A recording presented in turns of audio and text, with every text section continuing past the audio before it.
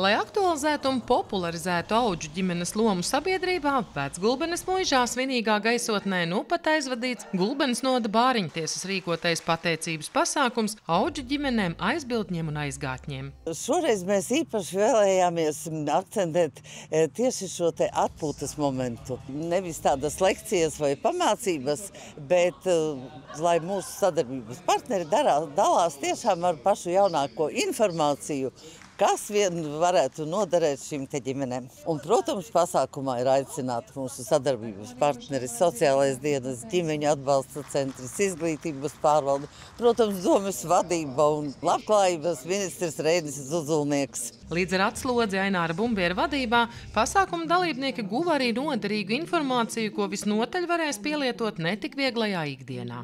Es esmu kā sociālā darbiniece, sociālā aprūpes centrā Litene, ikdienā strādāju ar klientiem ar garīga rakstura traucējumiem. Un ikdienā jau es redzu viņu vajadzības, un tāpēc es arī piekritu būt viņu aizgādne, lai palīdzētu pilnveidot viņu to ikdienas dzīvi. Mēs arī cenšamies tā kā drusku viņus vairāk izvest sabiedrībā tomēr. Arī kādreiz uz veikalu paņemam līdzi. Tas nekas, ka cilvēks ir tāds, kāds viņš ir, jāsaprot, ka tādi cilvēki arī vēlas būt sabiedrībā. Savukārt Inese Šēperes aprūpē šobrīd ir bērns pusaudzis, taču 20 gadu laikā māju sajūta sniegta vairāk nekā 10 bērniem. Visgrūtākais ir tas pirmais pusgads, kad bērns ienāk ģimenē jaunā vidē. Viņam viss ir svešs, nezināms, arī mums ir nezināms, un tā salāgošanās, tā savietošana un tas viss pieslīpēšanās, tā viegli sakot, tas ir viss tas grūtākais. Bet tad, kad jau ir iedzīvojies, tad tu nejūti, ka tas ir audžu bērns, tas ir kā savējs. Ja citi baidās no pusauģiem, tas teikšu, ka ar pusauģiem ir vieglāk. Ja viņi vairs nav tik maziņi un viņi vēl nav tik lieli. Jā, un viņi saprot, kāpēc ir tāda situācija izveidojusies, kāpēc viņi nav savā ģimenē un kāpēc viņi ir svešā ģimenē. Un viņi saprot, ka ir kaut kas dzīvē jādara, lai kaut ko arī sasniegtu. Arī Dekšņu ģimene, kuru Audžu ģimenes stāsts aizsākās ar mazās meitiņas adopciju, turpmāko Audžu ģimenes stāstu turpina dodot mājas tieši pusauģiem. Parasti viņas negrib neviens ņemt, jo viņi jau ir pieauguši, jā, un kaut ko tur viņam, ja viņam tur iemācītu, kaut ko pārtaisīt viņas, tad, diemžēl, pateikšu godīgi, tas nav iespējams, jā. Bet iedot viņam un parādīt to, kā jābūt ir ģimenei, kā viņā eksistē ģimene vispār kā tāda, jā. Protams, tu visu nevari viņam iemācīt, protams, tu viņu nevari uztaisīt tādu, kā tu gribētu viņu redzēt, jā.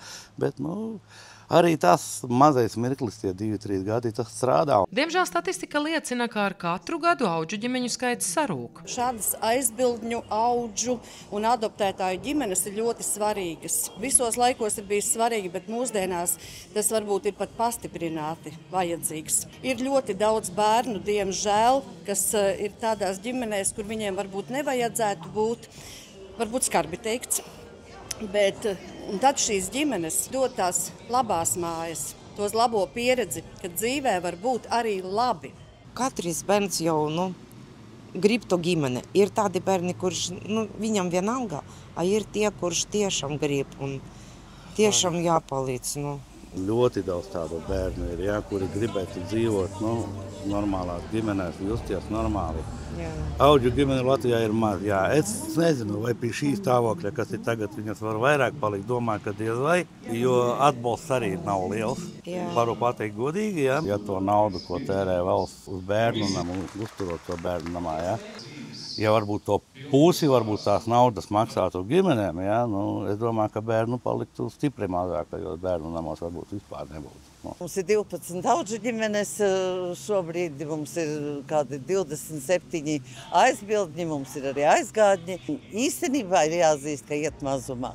Ņemot vērā iespējamo publicitāti, aicināt cilvēkus nebaidīties, būt ar atvērtām sirdīm un palīdzēt bērniem, kuriem tas ir nepieciešams. Sandra Zariņa, Andris Milnis, RTV.